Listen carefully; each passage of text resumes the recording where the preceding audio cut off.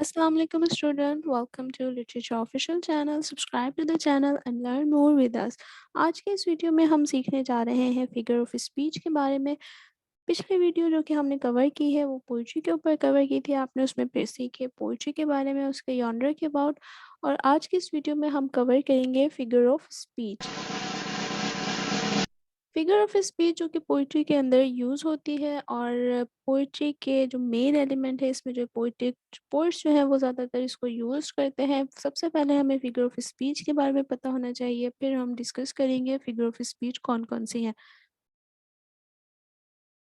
So the figure of speech क्या है? Figure of speech जो है वो पोएट्स यूज़ करते हैं और ये पोएटिक डिवाइसेस हैं। क्या है? पोएटिक डिवाइस एंड इनको हम फिगर स्पीच भी कहते हैं। ये जो है इन्हेंस करती हैं पोम की मीनिंग को, पोएट्री की मीनिंग को, या फिर मूड, पोम का जो मूड होता है उसके मूड को इन्हेंस करती हैं या फिर उसके मीनिंग को इन्हेंस करती हैं। तो ये हमारी फिगर ऑफ स्पीच कहलाती है। फिगर ऑफ स्पीच कौन-कौन सी हैं? जिसमें हमारे सबसे पहले simile, metaphor, personification, hyperbole, alliteration, oxymoron, onomatopoeia, irony, symbol and imagery.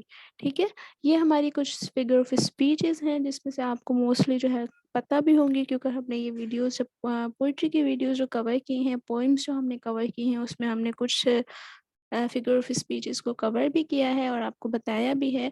और आज के इस वीडियो में हम इनको डिटेल में पढ़ेंगे and I hope you will understand it कि ये फिगर ऑफ स्पीचेस क्या हैं और इनकी हम एग्जांपल के साथ इनको कवर करेंगे।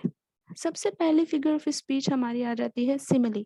सिमिली क्या है? इसको हमने पहले भी देखा है। Simile is a direct comparison between two unlike thing. दो अनलाइक थिंग्स में, मतलब दो डिफरेंट चीज़ों में जो है डायरेक्ट जब कंपैरिजन करते हैं उसको हम सिमिली कहते हैं। ठीक है, usually with the word like और इज। और याद रखिए, हमेशा अगर आपको देखना हो कि सिमिली कब यूज़ हो रही है तो वहाँ पर या तो लाइक आएगा या फिर एज का वर्ड यूज़ होगा। एग्जाम्पल अगर हम देखें, the muscle on his brawny arms are strong as iron bands. ठीक है, तो अब यहाँ देखें, एक तो हमारा आयरन बैंड्स है और दूसरा आर्म्स है। ठीक है, तो बिल्कुल ही ये दोनों अपोजिट चीज़ें हैं, लेकिन उनको जो है कंपेयर किया गया है, उसके हैंड्स को, ब्राउनी हैंड्स को, विद द आयरन बैंड्स, कि वो इतने ज़्यादा जो है उसके मसल्स जो हैं वो बहुत ज़्यादा स्ट्रॉन्ग है। ठीक है, तो हमारी जो यहाँ पर मसल्स की कंपैरिजन की गई है विद द आयरन बैंड्स। तो ये हमारी दो अपोजिट चीज़ें थी और इनको जो है कंपेयर किया गया है, तो ये हमारी सिमिली कहलाती है। ठीक है, उसके बाद हम मूव करते हैं हमारी नेक्स्ट फिगर ऑफ स्पीच की, जो कि मेटाफर है।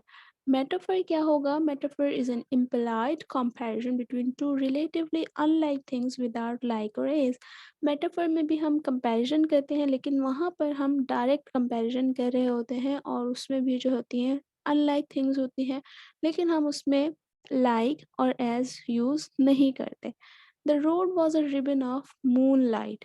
ठीक है, तो अब देखिए यहाँ पर रोड को जो है कंपैरिजन की गई है रिबन ऑफ मूनलाइट से। ठीक है, उसमें जो लाइंस होती हैं या फिर उसमें जो लाइट्स होती है वो किस तरीके से लग रही होती है? मूनलाइट की तरह लग रही होती है। तो डायरेक्ट कंपैरिजन, जैसे you are my star, you are, इस तरीके से जो हम डायरेक्ट कंपैरिजन कर रहे होते हैं तो उसमें हमारी वो क्या होती है? मेटाफर हम उसको कहते हैं। ठीक है, उसके बाद हमारे वर्ड आ जाता है, हमारी जो नेक्स्ट फिगर ऑफ स्पीच है वो है पर्सोनिफिकेशन। पर्सोनिफिकेशन भी हम पहले कवर कर चुके हैं। इसमें क्या होता है कि हम जो है ह्यूमन क्वालिटीज़ दें एनिमल को या फिर किसी ऑब्जेक्ट को या फिर किसी आइडिया को, हम क्या दें? ह्यूमन क्वालिटीज़ दें। ठीक है, तो वो हमारे पर्सोनिफिकेशन फिगर ऑफ स्पीच कहलाती है। अब इसकी एग्जांपल भी अगर हम देखें, a brave handsome tree fail with a creaking trending cry. अब इधर देखें, ब्रेव भी क्या है? ह्यूमन क्वालिटी भी है। हैंडसम क्या है? ये भी एक ह्यूमन क्वालिटी है। ट्री यहाँ पर एक एन ऑब्जेक्ट यूज़ किया गया है। ट्री हमारा नॉन लिविंग थिंग है या फिर हमारा एक ऑब्जेक्ट है। ओह सॉरी, ट्री एक ऑब्जेक्ट है और वो जो है उसको क्वालिटीज़ दी गई हैं ब्रेव की एंड हैंडसम की। और जब वो गिर रहा है, मतलब वो उसको गिराया गया है, तो उसकी जो किस तरीके से उसको एक बताया गया है, क्रीकिंग रैंडम क्राई, तो उसकी जो आवाज़ है या फिर जो, मतलब वो रैंडिंग क्राई उसकी। तो ये हमने इसको, ट्री को एक ह्यूमन क्वालिटीज़ दी हैं, तो ये हमारी क्या कहलाई है? पर्सोनिफिकेशन। उसके बाद हमारी next figure of speech hyperbole. Hyperbole भी हमने पहले कवर किया है। हाइपरबोले के अंदर क्या होता है कि हम इसमें किसी चीज़ को बहुत ज़्यादा एग्जैजरेट कर देते हैं। जैसे it is an exaggerated statement used to heighten the effects, कि अगर हमने किसी चीज़ को बहुत ज़्यादा स्ट्रेस मतलब किसी स्टेटमेंट को बताना होता है और मतलब उसको हाइटन इफेक्ट देना होता है, तो फिर हम उसमें क्या यूज़ करते हैं, हाइपरबोले। जैसे अगर आप मैं कहूँ, मैंने 1000 बार बोलती हूँ ये, अगर ये जो हम एक बात 2-3 बार अगर हमने बोली है ये बात, लेकिन हम क्या वर्ड यूज़ करते हैं 1000 बार, तो ये हमारी एग्ज़ैजरेशन हो गई। एग्ज़ैजरेशन में हमारा ये जो फिगर ऑफ स्पीच होगी, ये कौन-सी होगी, हाइपरबोले। इसी तरीके से अगर हम यहाँ पर एग्ज़ाम्पल देखें, उसमें क्या आ रहा है, she said so on several million occasions. तो यहाँ पर several million occasion, several million क्या है, एग्ज़ैजरेशन की गई है। तो किसी भी चीज़ की अगर हम एग्जैजरेशन करेंगे, वो हमारी फिगर ऑफ स्पीच होगी हाइपरबोले की। ओके, नेक्स्ट हम मूव करते हैं फिगर ऑफ स्पीच की तरफ, वो है एलिटरेशन। एलिटरेशन भी हम कवर कर चुके हैं। एलिटरेशन क्या होता है कि रिपीटेड कॉन्सोनेंट साउंड।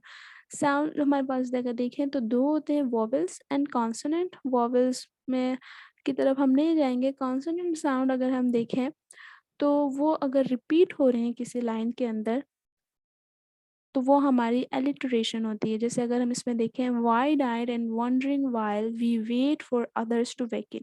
अगर आप इधर देखें तो डब्ल्यू जो है यहाँ पर कॉन्सोनेंट साउंड जो है यूज़ किया गया है मोस्टली।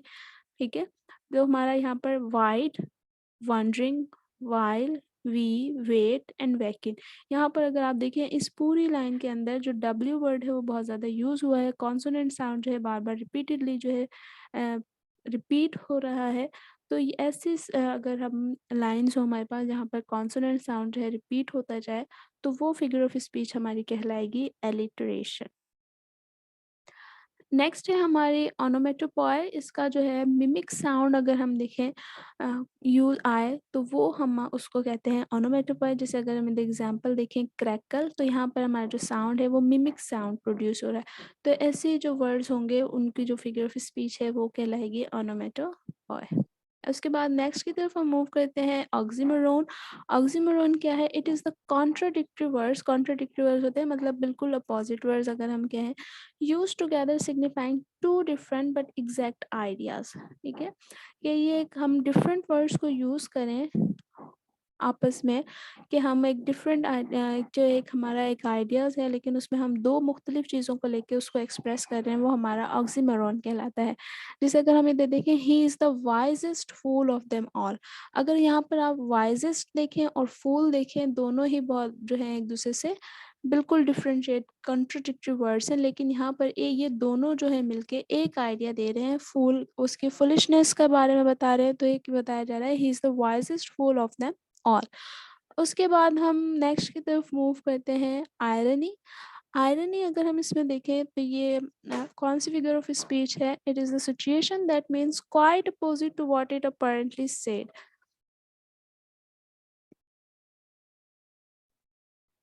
आयरनी के अंदर क्या होता है कि आप किसी चीज़ का मजाक उड़ाएं, उस चीज़ को हम आयरनी के तौर पे लेते हैं। It is a situation that mean quite opposite to what is apparently said, कि एक ऐसी चीज़ जो कि आपने कहा कुछ और लेकिन उसका आपका मतलब कहने वाला दूसरा हो। ठीक है, आपने बातों बातों में जो चीज़ जो है, जिस चीज़ के ऊपर आपने कंप्लेन करनी थी या जिस चीज़ का मजाक उड़ाना था, आपने उसको दूसरे तरीके से आपने उसको बोल के उस चीज़ को टारगेट करना, तो ये आपकी आयरनी कहलाती है। जैसे अगर आप एग्जांपल देखें, अ post on Facebook complaining how useless Facebook is. ठीक है, तो यहाँ पर आप देखें फेसबुक के ऊपर ही जो है फेसबुक के बारे में ही कंप्लेन की जा रही है कि वो कितनी यूज़लेस है।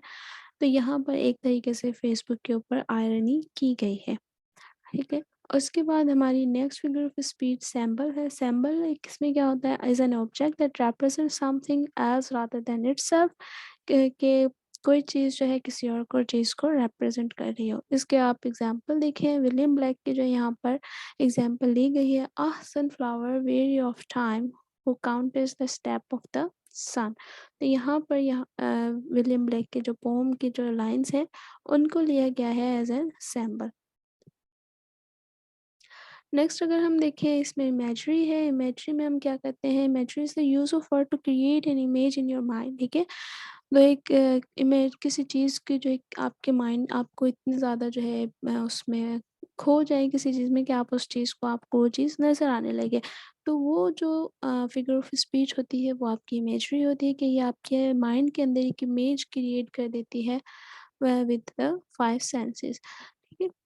जैसे अगर आप एग्जांपल देखें, I wandered lonely as a cloud that floats on high over vales and hills. अगर आप वर्ड्सवर्थ की ये पोम को पढ़ेंगे तो आप बिल्कुल जो है आप ऐसा लगेगा आप कि आप वो चीज़ें आपको नज़र आ रही हैं, वो चीज़ें आपको फील हो रही हैं। तो वो एक इमेजिनरी फिगर ऑफ स्पीच यहाँ पर यूज़ की गई है, ठीक है? तो ये हमारी कुछ फिगर ऑफ स्पीचेस थी आपकी वही क्लास 11 की बुक के अंदर जो यूज़ की गई हैं। आई होप कि आपको ये सब चीज़ें समझ आ गई होंगी। अगर आपको इसमें फिर भी कोई कन्फ्यूजन है हमें कमेंट्स करें और वीडियो को शेयर करें एंड सब्सक्राइब करें चैनल को। अल्लाह हाफ़िज़।